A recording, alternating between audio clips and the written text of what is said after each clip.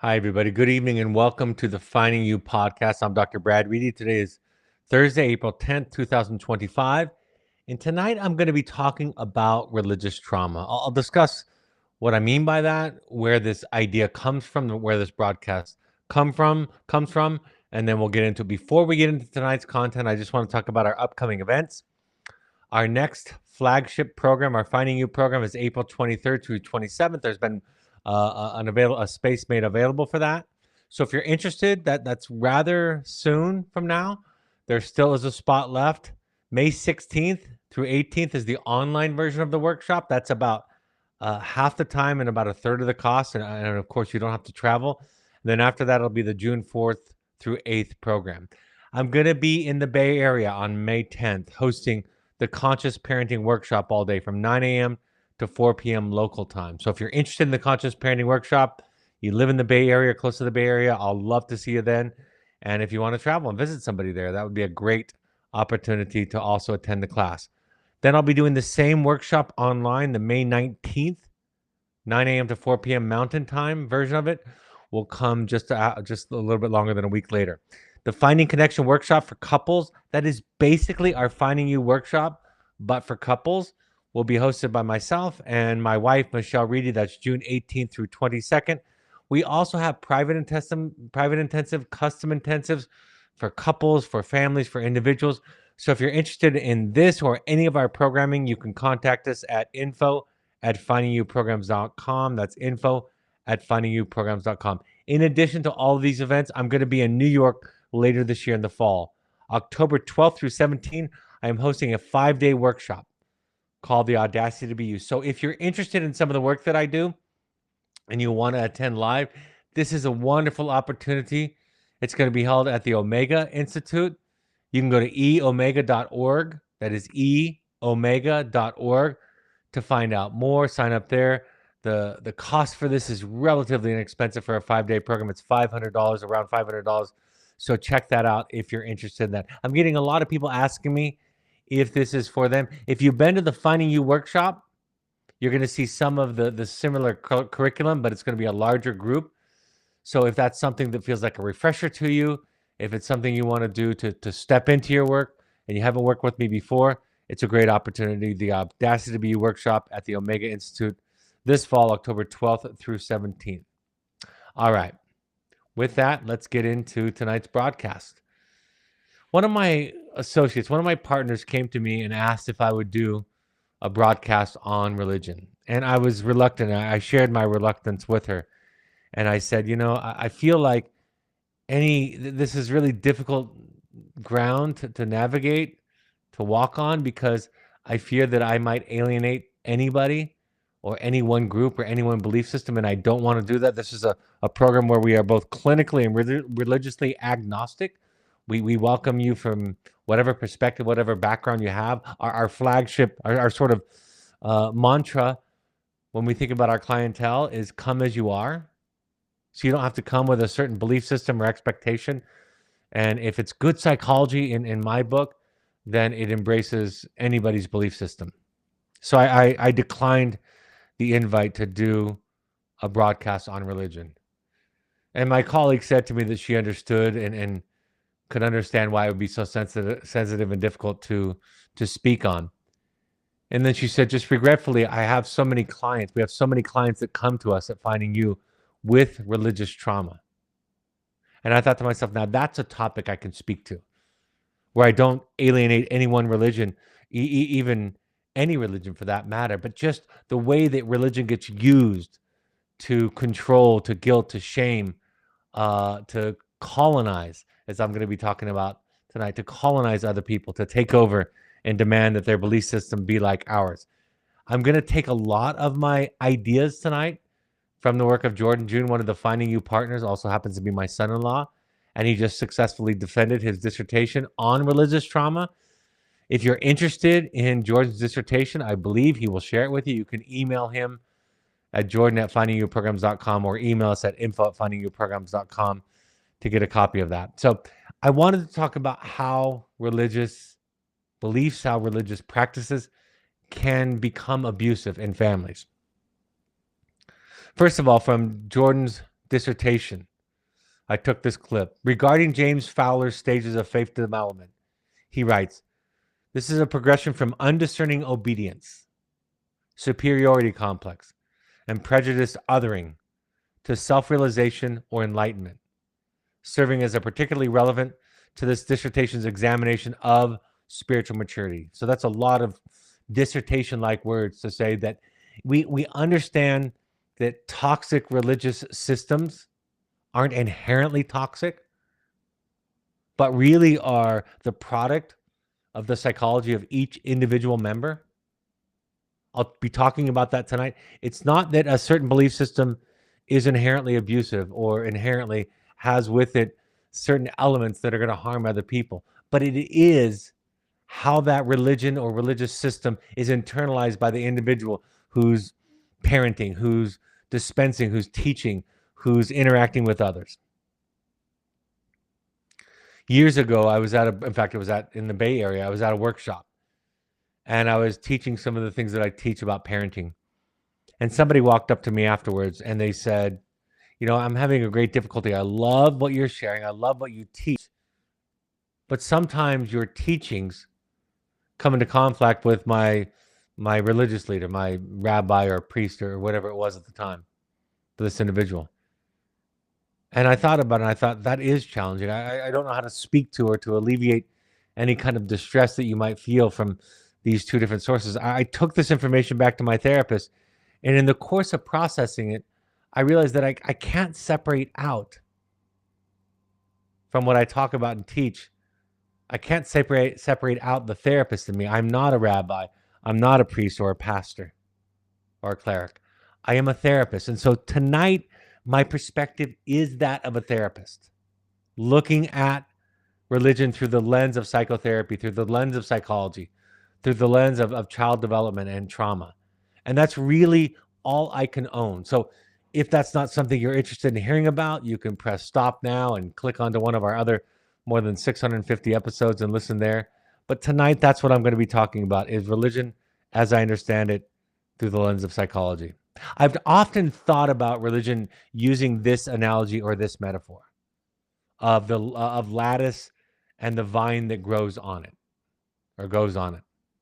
If you don't know what lattice is, it's that wood, typically wood framed, oftentimes square structure that leans against a house, or that might be in a garden, in a fence, and oftentimes plants that tend to grow up and around such structures are planted next to it or at the bottom of it.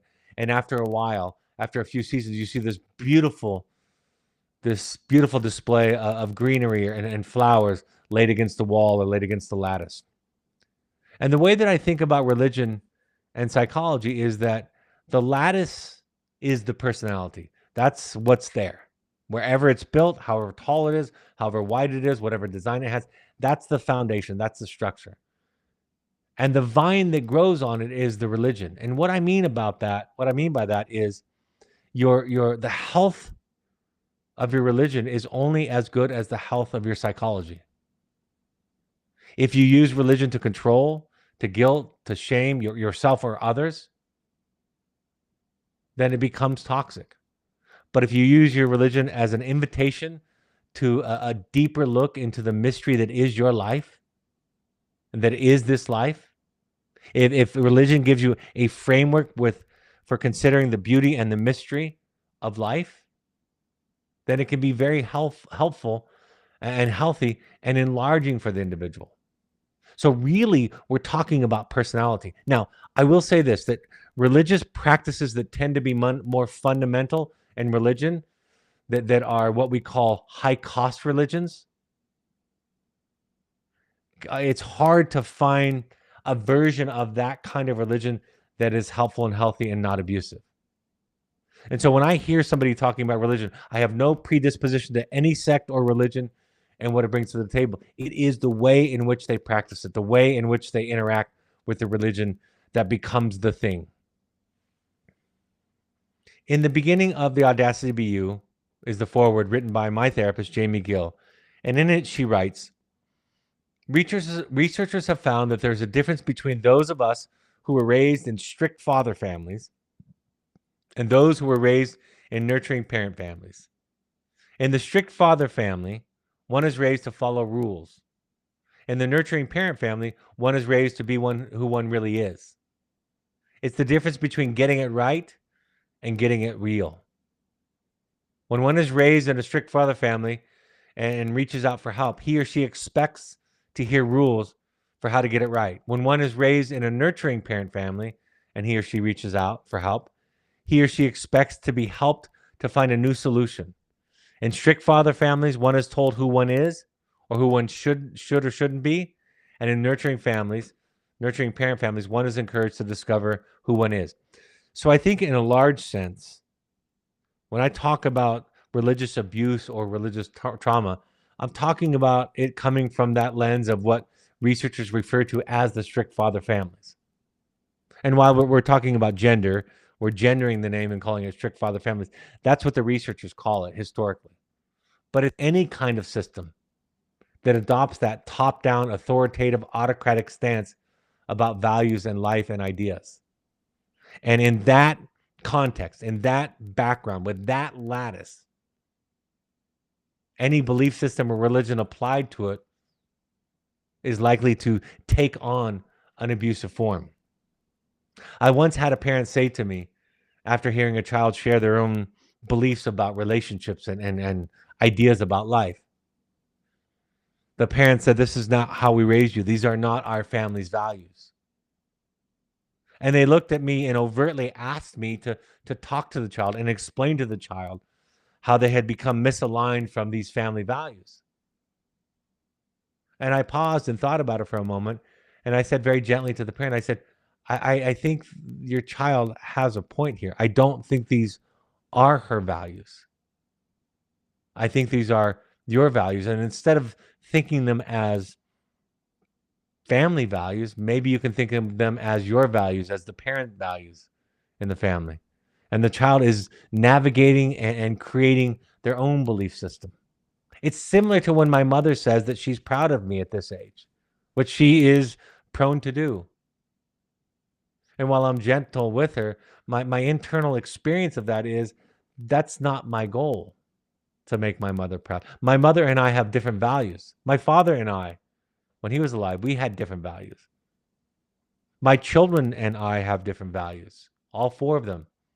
Some, of course, are similar and overlapping in all of these cases, but in some important areas, the values might be different.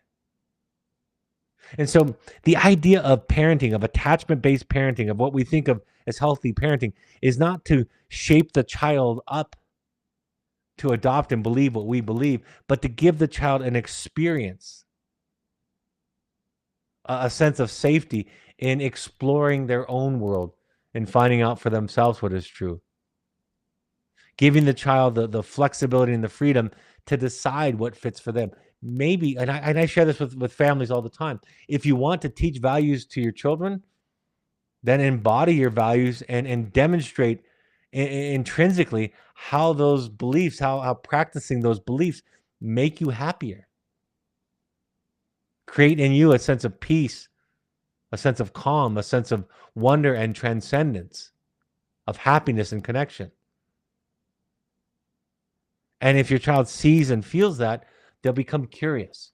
But if it's just about shaping the child up to be who we think they need to be, we are at odds with what we understand about human development. The chance for abuse and pathology and mental illness is greatly increased in that paradigm, in that model, which many of us, including me as a young parent, adopted and thought, and maybe even were taught was our responsibility.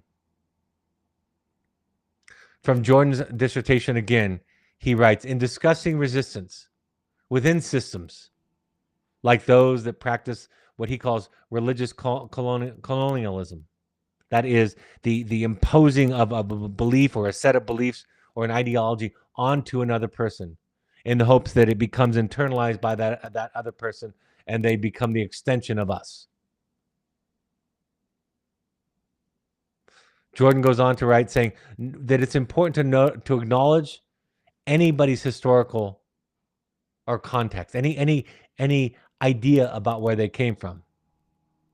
Heller and Kammer observe, he writes, another aspect of the objectification process in complex trauma relates to individuals and systems that are actively perpetuating harm on others. These individuals and systems do not want to acknowledge the impact of their behaviors. But being trauma informed means that we acknowledge what people do to other people. It can feel horrifying and overwhelming to acknowledge this reality. It also calls out larger relational and social dynamics that are rooted in objectification, subjugation, and interpersonal violence. What he's saying here is we have to understand the impact, no matter the name, no matter what it says on the surface it is. We have to recognize the impact when somebody gets treated like an object, a thing that is merely supposed to adopt because of the threats or the pressures, a belief system, an ideology, a way of being that is espoused by the parents or the big people. It is important to recognize this in any context. It's not my experience that religion makes people more moral. My experience is in psychology that I have people that are more and less moral within all religion, all sects, and all denominations. But the difference is that the more immoral individuals within religion use that religion and its dogma to justify their choices, their way of life, their way of being. So we have to look, as always, one of the greatest gifts we can give to our children is the ability, the skill, the tools, the willingness, the openness, the encouragement to think about our backgrounds critically, to look at our backgrounds critically, and to separate out, for the purposes of this broadcast, the beauty that religion can offer some people, the comfort that it can offer some people. And I'll talk about that as we go along tonight, about the incredible parallels between this healthy expression of religion and good psychotherapy. Jordan writes in his dissertation, research supports the idea that leaving fundamentalist religious groups can lead to a more individuated, reflective, and spiritually enriched life. And the varied paths that individuals may take as they move beyond traditional religious structures.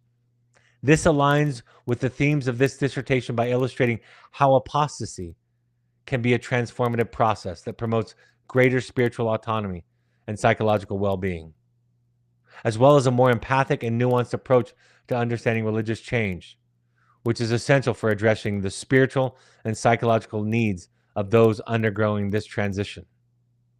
I love this quote that I saw somewhere, and I don't know the author of it, but I think it's beautiful, and it resonates with me as an individual practitioner and also in my own life. Somebody writes, people who surrender their formal religious beliefs have to be some of the smartest and bravest people in the world because they set out to find truth, even while under the threat to eternal damnations. It is absolutely terrifying in religions that impose this kind of top-down autocratic belief system. It is incredibly terrifying to consider leaving that, because in these kind of fundamentalist high-cost religion, there's a threat of alienation. Of course, there's the threat of damnation. There's the constant messaging that any departure or free thinking or skepticism is evidence of being under the influence of the devil, the adversary, Satan, whatever the name is for the counter to God. And not only is it terrifying, but it leads often to a sense of despair when somebody has the idea to begin to question this in such context, in such fundamentalist and high-cost religious systems. Just this week, I posted this quote from Franz Kafka on my social media.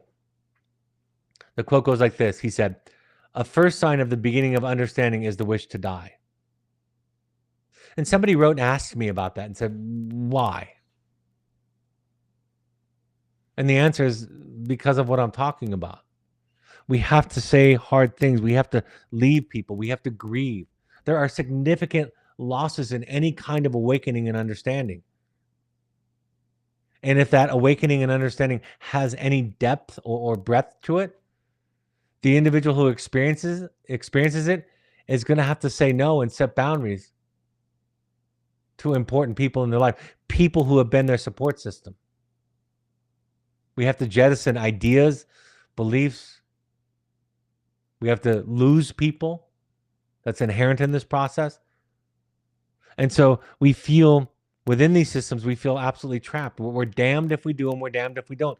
I can't seem to find a spiritual relationship with my higher power within this religion. And I feel absolutely lost and alone outside of it. And so that urge, that instinct to die or to disappear appears in one's psyche as the only escape. Richard Rohr is a psychoanalyst, psychoanalytic teacher, and also a Catholic priest. And he wrote, "The world is tired of hateful religion, as it well should be." Tonight, what I'm talking about is not religion in general. It is these kinds of practices, these kinds of high-cost cultures who value obedience over critical thinking, who ask people to subjugate their God-given, if you will, wisdom, instincts, intuitions, for the sake of fitting into the larger group. And that's one of the things that these religious systems offer, is belonging. But it comes as the name, as the descriptor that I've used tonight suggests, it comes at a high cost. And within these groups, we are told who to love and who to hate, who to accept and who to reject. We get a clear delineation between in-group and out-group. And within that ideology, we become less inclusive, less welcoming, not just of other people, but of parts and aspects of ourselves. Richard Rohr goes on to say, wisdom happily lives with mystery, doubt, and unknowing. And in such living, ironically resolves that the very mystery to some degree. I have never figured out why unknowing becomes another kind of knowing, but it surely seems to. I have seen people leave religions, but not really shed this dogmatic, fundamentalist perspective in life. And they continue to communicate the same kind of hatred that they did within the religious system because they haven't healed that, right? They haven't done the spiritual work. It's like my friends that are in AA will say, what happens when a horse thief gets sober? What do you have? And the answer is a sober horse thief. The spiritual work is deep and broad. The spiritual work is independent of religion. I thought that when I left the religion that I belonged to, I thought that I had let go of guilt and shame, but I found that it came with me. It just wore different robes, if you will. It changed from the priest and the elder to the Jungian psychologist, right? The therapist. I had the same kind of dogmatic thinking, absolute thinking, certain thinking, but it was atheistic or agnostic instead of religion. So we have to be careful. Wherever we stand on this position, we have to be careful not to let our not knowing or our unknowing turn into its own kind of certainty. It wasn't too long ago when my third child was home and there was some mention of spirits or ghosts, and I made some sarcastic, unkind comment to him about it. Something along the lines of, what about science? Have you abandoned your scientific mind? And he identified as being a very scientific person in many ways. And of course, I'm the parent, I'm the big person. The message is fundamentally shaming to him. But I justified it at the time because I had a new dogma, a new religion that I called science. And after thinking about this for some time, I realized I don't know the truth about everything. I had replaced my not knowing about the mystery with knowing, and it happened right without me. It happened without my awareness. So I called my son and I said to him, "I'm sorry." This was months later. "I'm sorry," and I reminded him of the conversation, which he remembered very clearly. And I said simply, I thought I knew everything about the metaphysical universe, and I don't. And while I have no experience with spirits or ghosts, no personal experience that any conscious experience, I have no idea if they exist or not. And that's the thing that I can say most honestly now. Joseph Campbell said, every religion is true one way or another. It is true if we understand it metaphorically. But when it gets stuck in its own metaphors, interpreting them as facts, then you are in trouble. That's where I come from. My perspective, from the Joseph Campbell perspective, is that from his vantage point and from his education and studying all of the world's religions and myths that he could get his hands on, he saw in all of these stories was just one story, the hero's journey. And in that story, it was about a person leaving what is familiar, leaving their youth, going out into the world, and discovering themselves, fighting against the dragons of should and should not, and eventually getting the treasure that they were seeking, that they were truly seeking, which was contact with their own soul, contact with themselves. And in that moment, they experienced the kind of transcendence, the kind of connection that people talk about when they talk about religious rapture, religious enlightenment. And then the last stage is to come back. The truth containing religious doctrines, after all, is so distorted and systematically disguised, writes Sigmund Freud, that the mass of humanity cannot recognize them as truth. The case is similar to what happens when we tell the child that newborn babies are brought by the stork. Here, too, we are telling the truth in symbolic clothing, for we know what the large bird signifies. But the child does not know it. He hears only the distorted part of what we say and feels that he has been deceived. We have become convinced that it is better to avoid such symbolic disguising of the truth in what we tell our children, and to not withhold from them a knowledge of the true state of affairs commensurate with their intellectual level. Again, a lot of Sigmund Freud type words to say that we've lost, in many ways, the spiritual function that religion so aptly and effectively provides for us, which is to give us a sense of wonder, to give us a sense of belonging, to help us connect to the unknowable mystery that is the universe. I love this idea from Joseph Campbell. He said, the belief that ancient people took their myths literally, while we moderns see them as metaphorical, is a modern conceit, a modern arrogance. In fact, they understood them as metaphor. And we are the ones who often fail to grasp that. So when we talk about Greek mythology, I remember this as a kid, I thought, how could they believe such incredibly strange tales?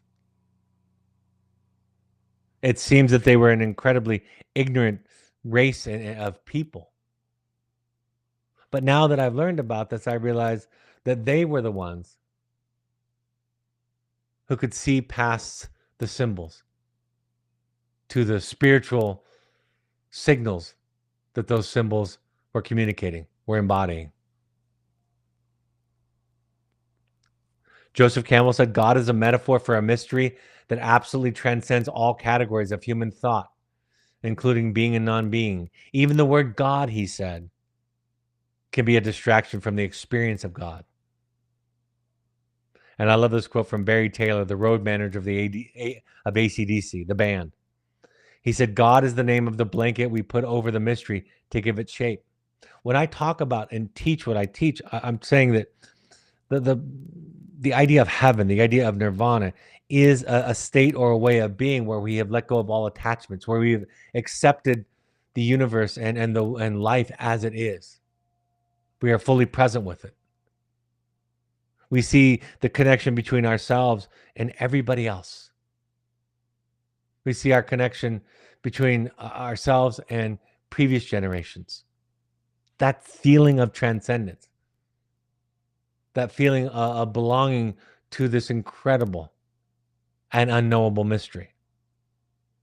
Campbell said that mythology, in other words,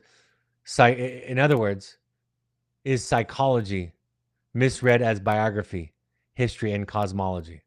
Let me read that to you again.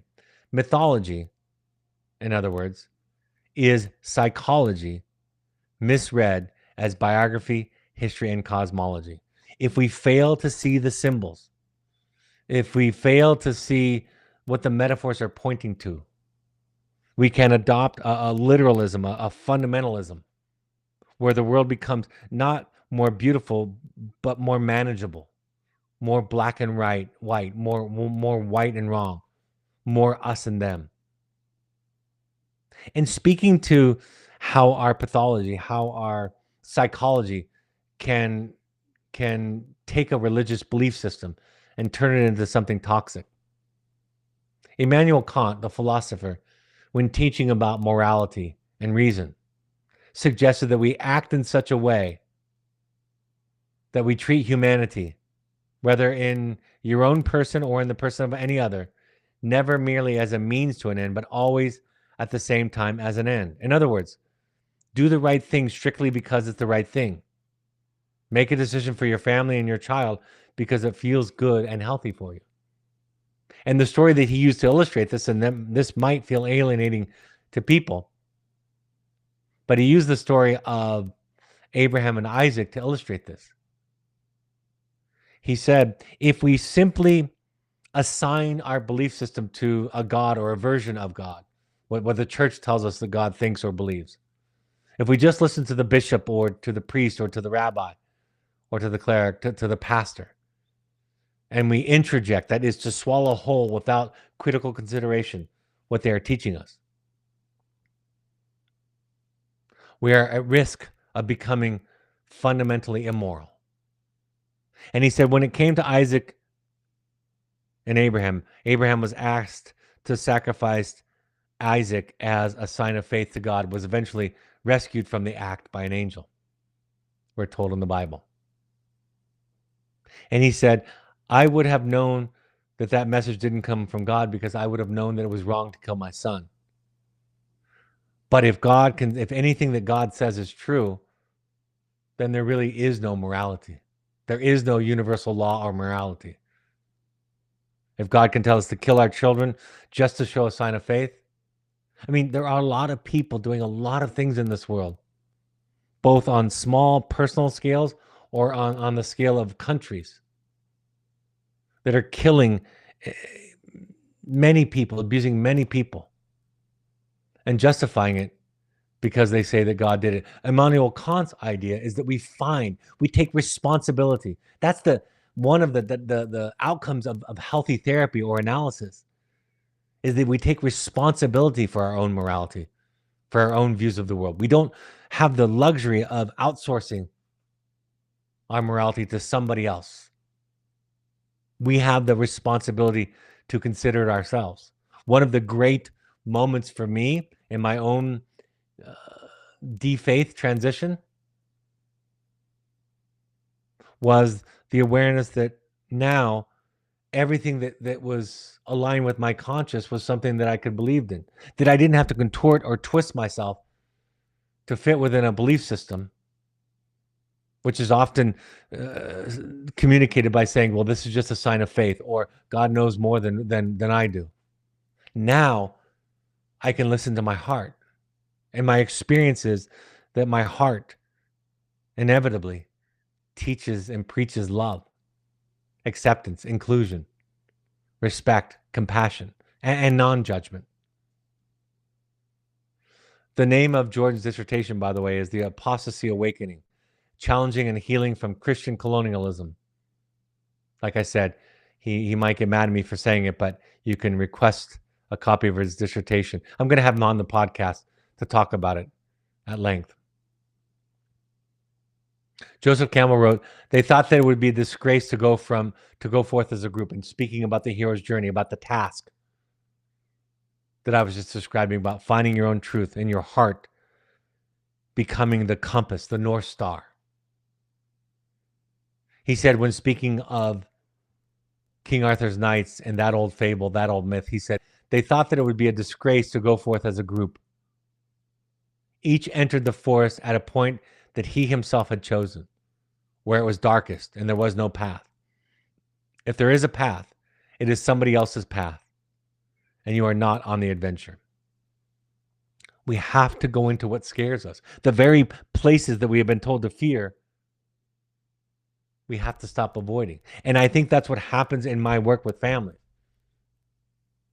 is when a child's life is in danger, when a loved one's life is in danger, when a marriage is on the precipice of falling apart, when things get that personal and that close to the heart, people are willing to try everything, even to go into rooms and places that they were told to fear. Winston Churchill famously suggested that when you find yourself lost in a dark wood, keep walking. Carl Jung said that at the bottom of every depression, there's always a bottom there. One will find a task, and the addressing of that task will take the life in a new direction.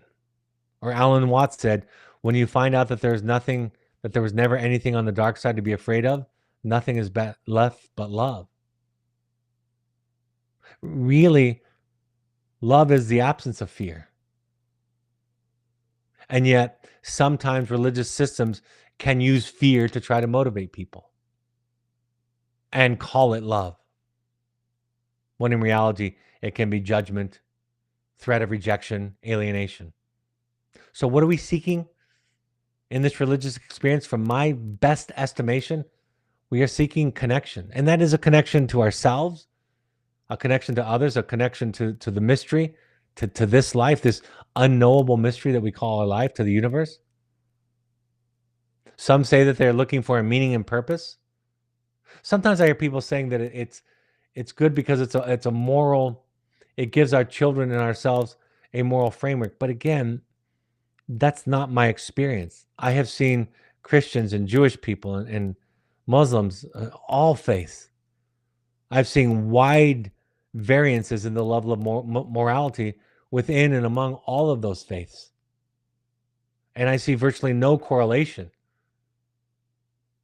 to somebody expressing their devoutness and their morality. I get a sense of people's morality by talking to them, by hearing about how they talk to others, by hearing about who they love and who they don't, by even hearing them describe their version of God and how God treats them, their higher power treats them. So connection, meaning, and purpose. I like to think of spirituality as an attempt to find transcendence, something beyond the obvious, something beyond the facts, something beyond the concrete, and into that place inside of us that is wordless, that place that is beyond description. It's a feeling. I think in many senses, people who suffer from addictions or compulsive self-sabotaging behaviors are often looking for these things. They're looking for connection, for meaning, for purpose, for transcendence. Many people describe their first drink of alcohol as finally feeling normal, like they fit in with the world. I think psychedelics offer a glimpse into this transcendence. I think people are looking for a sense of peace and feeling safe. I think people are looking for relief from shame and guilt and the unconscious obligations that we all carry, as Freud called them. And so in trying to escape shame and guilt, they look for a simplistic rule system that they can follow that gives them the guaranteed status of being good. But we know that it's impossible to be good all the time, to be nothing but good. According to the Buddhist monk Thich Nhat Hanh, when considering the question of what we are seeking, he suggested that what you are looking for is already in you. You already are everything you are seeking. Emily Dickinson wrote, "I am out with lanterns looking for myself." Psychotherapy, in my experience, is the same search, the search for transcendence. Transcendence. It's not selfish. It's not self-indulgent. It's not hedonistic, although it can be absolutely messy and confusing. But that is the adventure that Joseph Campbell talked about. Even the founders of most religions, the stories of most religions are about people that left what was comfortable, that left what was known, that left the group, that decided to march outside of the procession that everybody was marching in. There is a rebelliousness in most religious foundations that gets lost sometime later. Many are drawn to religion because it offers relief from the responsibility of navigating life with all of its ambiguities and uncertainties. Religion, while it speaks of faith, offers to many a potent dose of certainty. Thus, religion for some is a spiritual bypass or a spiritual foreclosure. It is an escape from the task of taking responsibility for one's spiritual life, to answer life's most important questions and most difficult questions. Campbell went on to say that what we are all seeking, he says, people say that we are all seeking a meaning for life, but I really don't think that's what we are seeking, he said. I think what we're seeking is the experience of being alive, so that our life experiences on the purely physical plane will have resonance with our own innermost being and reality. It is an alignment. It is what they talk about in Star Wars, the Force. It's not quite controlled by you, and you are not quite controlled by it. It is a way of being in this world, a way of seeing, a way of interacting. And when one experiences the Tao, the way, one experiences the connection to the universe, to something greater than ourselves. He says, and he concludes, so that we are actually looking for is the feeling, the feeling of rapture, of being alive. Alan Watts, the Buddhist teacher, said, the meaning of life is just to be alive. It is so plain and so obvious and so simple. And yet everybody rushes around in a great panic as if it were necessary to achieve something beyond themselves. Life is the purpose. Your life is the answer to the most important question. Your gifts are meant to be expressed, are meant to be lived, are meant to be sung. The moment that we have together right now is enough. This broadcast comes as I just released an interview with Ian Morgan Cron. Ian is a podcaster himself. He's a best-selling author. He comes from the background of being a priest with an Episcopal faith. He's a therapist. He's a member of the AA Fellowship. He holds a lot of hats. And he shared with me, this is from episode 657, the one just prior to this one. He shared this. He said, I realized while driving across West Texas one time that my life's purpose, it just sort of came to me in the moment, which was to help people enter into a deeper conversation with the mystery of their own lives. He talked about his role of helping people find themselves, find contact with themselves, and understand that they are part of eternity, right? That we are life, the moment that we have now is the part of eternity, as philosophers suggest, that we are allowed to know in this moment. We are living in eternity. And Ian went on to say in the podcast, in the interview, he said, I need somebody in my life, no matter the context, no matter the whether it's religion or therapy or AA, I need someone who can speak with a kind of vested authority. I need to hear someone say to me, it's okay, you're forgiven. In my tradition, in the Episcopal Church, this is called an assurance of pardon. To be told you are broken and you are beautiful. You are both. You are forgiven for those parts of yourself which are broken, that have hurt you and have hurt others. You are loved and you are forgiven. And I need that on a pretty regular basis. And I think all humans do. You've heard me talk about that the outcome of therapy is realizing that you are a disaster and a miracle. It is wholeness, which is to be complete, which is confused by many religious texts. They'll use the word perfect or perfection. It is about wholeness, about integration, about becoming who we are. And the result isn't that we become more selfish and more isolated. We become more giving. We become more kind. We become more empathic. If you come into contact with the parts of yourself that are hidden, that you've been told to hate and to deny, if you've developed enough self-compassion to actually see those parts in yourself, that self-compassion will extend to compassion towards others. It is those of us who have been through hell, some of which is our own making, who simply want to go out to the world and share with other people this experience of love without condition, of acceptance, of compassion, of non-judgment. Rumi famously wrote, I searched for God and found only myself, and I searched for myself and found only God. That is my experience of this journey. I searched for God my whole young life and found nothing but myself. But it was when I went deeper into myself, into the dark corners and crevices, into the shadow, into the shame, into the parts of myself that I was told to hate and to fear, that I had an experience with the divine, with God, with transcendence, with love. Shams Tabrizi, considered one of Rumi's spiritual teachers, summarized it this way by saying, the advice of all the prophets can be summarized as this: find yourself a mirror. All right, in the Gospel of St. Thomas, found as part of the Dead Sea Scrolls, we read,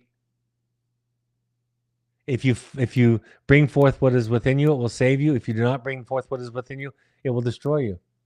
The kingdom of heaven is within you. These are all metaphors to direct us toward this spiritual journey of self-reflection, of contemplation, of what Ian talks about, of having a deeper conversation, a more intimate relationship with ourselves. Rumi said, doing as others told me, I was blind. Coming when others called me, I was lost. Then I left everyone, myself as well. Then I found everyone, myself as well. It is getting ourselves out of these rigid, dogmatic, fundamentalists, literalists, high-cost context religions systems that we find God, that we find the divine, that we find a source of love for not just ourselves, but for everybody else. And I love this quote from Henry Miller in the context of what I'm talking about tonight. He said, one's destination is never a place, but a new way of seeing things. The myths and religions are meant to show us a new way of being. In the Audacity to Be in the Audacity to Be You, I wrote this paragraph. Joseph Campbell, a foremost American expert in mythology, explained that the purpose of the heroic journey illustrated in our myths is to describe a transformation of consciousness. The kind of change he is talking about is more than any new skill or tool can provide. The shift is fundamental. It is a different way of being. This transformation is beyond an explanation. It is difficult to put into words or to explain to another person, which is why it is often illustrated through stories or examples. The story, or in myths, in Campbell's work, it's called the myth. The story shows us how it would look and sound if we experienced this change in ourselves. To be born again, to have a new life, to find heaven, to have an experience with God. These are the phrases that we use to describe something that is beyond words. The lessons, I went on to write, the lessons from the prophets are vertical rather than horizontal. They're about the depths of our souls, right? The deepest part of ourselves. They're not about our history. They're not predicting the future or telling a history lesson from the past. And it's confusing because they do have some of that in there, right? And so we start to believe it and take it literally. The prophets see different layers of life, different levels. They don't offer us necessarily a history lesson or a glimpse into the future. They provide us with a deeper meaning to our lives.